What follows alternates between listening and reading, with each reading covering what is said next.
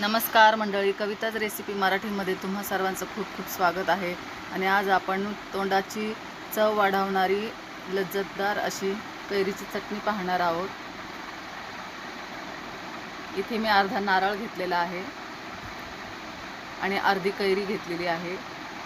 लसूण, हिरवी मिरची, कढीपत्ता आणि कोथिंबीर.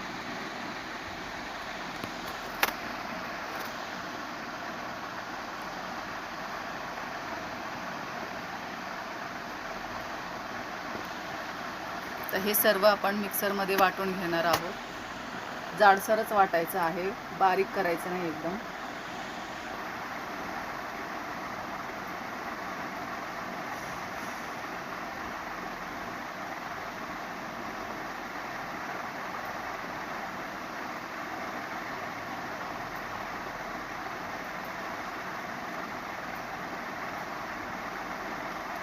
हे पहा, अशा पद्धतीने जाडसर वाटून घ्यायचं आहे.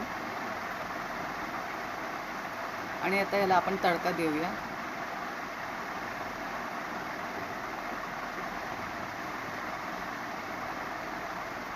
तडक्यासाठी इथे मी पॅनमध्ये तेल गरम केलेलं आहे आणि कढीपत्ता, हिंग, मोहरी,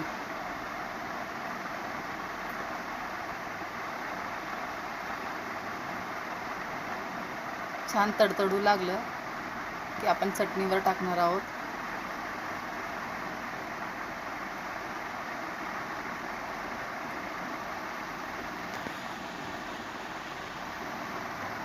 आपला तडका रेडी झालेला आहे. हे पहा, अशा पद्धतीने आपण चटणीला तडका दिलेला आहे. इतकी छान आणि अप्रतिम चव लागते ह्या कैरीच्या चटणीची की एकाऐवजी 2 भाकरी आपण चटणी बरोबरही खाऊ शकतो, तोंडी लावायलाही खाऊ शकतो.